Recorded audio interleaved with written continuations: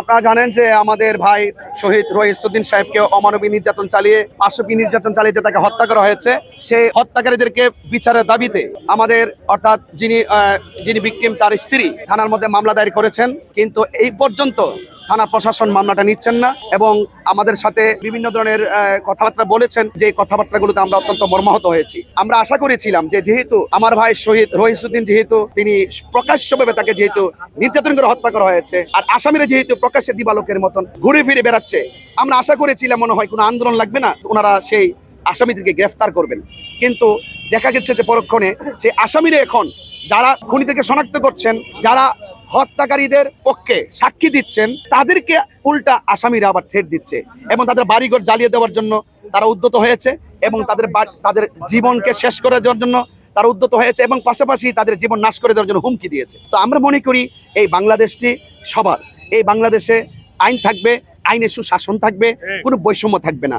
প্রত্যেকটা হত্যাকাণ্ড নিতান্তই নির্মম। এই প্রত্যেকটা হত্যাকাণ্ডের পেছনে অনেক রহস্য থাকে, কিন্তু আমাদের এই হত্যাকাণ্ডটার পেছনে তারা একমাত্র একটাই রহস্য আমরা দেখতে পেরেছি, শুধু মতাদর্শের ভিন্নতা।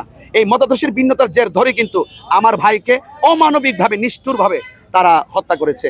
তো এই জন্য আমি দেশবাসীর কাছে এতটুকু বলবো, এই রইসউদ্দিন শুধুমাত্র আমাদের সুন্নিদের সম্পদ না, এই রইসউদ্দিন সকল ইমামদের প্রেরণা, এই রইসউদ্দিন সারা বাংলাদেশের মানুষদের প্রেরণা। কারণ একটি অমানবিক নির্যাতনের মাধ্যমে যেই ব্যক্তি ষড়যন্ত্রের শিকার হয়ে হত্যাকাণ্ড হয়েছে, সেই জন্য তার পক্ষে শুধু আমরা কথা বলছি না, আপনি দেখবেন সকল আকীদার ঘরানার সকল আলিমুল আমারা তারা অনলাইন অফলাইনে রাজপথে তারা প্রতিবাদ করছে।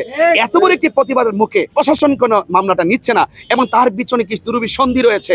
আমরা ঊর্ধ্বতন কর্মকর্তার মাধ্যমে তার রহস্য উদ্ঘাটন করতে চাই। পরবর্তীতে আমাদের স্টেপগুলো আপনারা জানেন, আমি কিছুক্ষণ আগে বলেছি, আগামীকাল আমাদের কর্মসূচির অংশ হিসেবে আমরা রাজধানী ঢাকা প্রেস ক্লাবে আমাদের বেলা 3টায় কর্মসূচি ঘোষণা করা হয়েছে। ধাপে ধাপে একের পর আপনারা জানেন সারা বাংলাদেশেই প্রতিবাদের বিস্তৃতি কিন্তু অনেক জোয়ার কিন্তু বেশি বেড়ে গেছে। তো সেই জন্য ওনার প্রশাসন যত স্বজনপ্রীতি করবে, কাহিনী করবে, আমাদের বাহিনী রাস্তায় একের পর এক নেমে যাবে।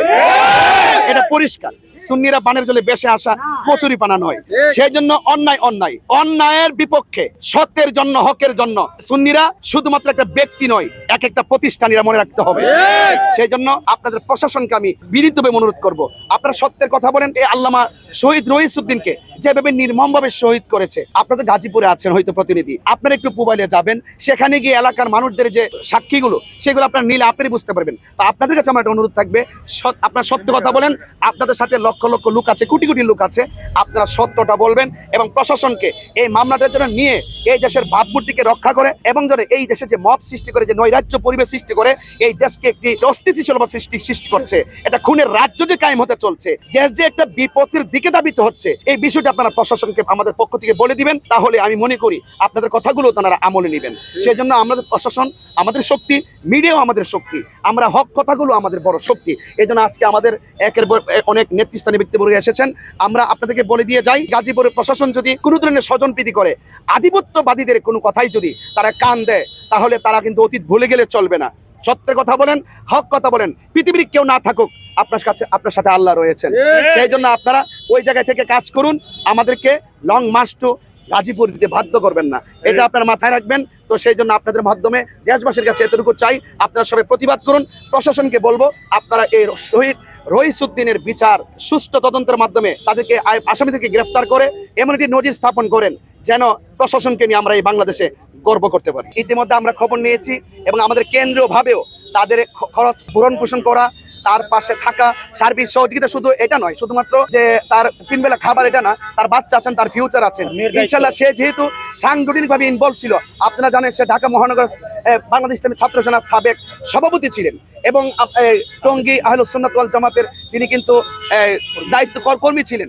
সেই হিসাবে আহলুস সুন্নাত ওয়াল জামাতের নৈতিক দায়িত্ব শুধু রইসউদ্দিন নয়, একের পর এক যত ধরনের এরকম ঘটনা ঘটেছে, আমরা সকলেরই জানে মালে শিক্ষা থেকে শুরু করে সেটা দায়িত্ব কিন্তু আমরা নিয়ে থাকি। সবচেয়ে বড় কথা হলো আপনারা তার পরিবারের জন্য দোয়া করবেন, আপনারাও পাশে থাকবেন, আমরাও পাশে থাকবো। দিন শেষে যেন সত্যের বিজয় হয়, সেই আশা প্রত্যাশা রেখে গাজীপুর থেকে আমি তাহিরি বলছি।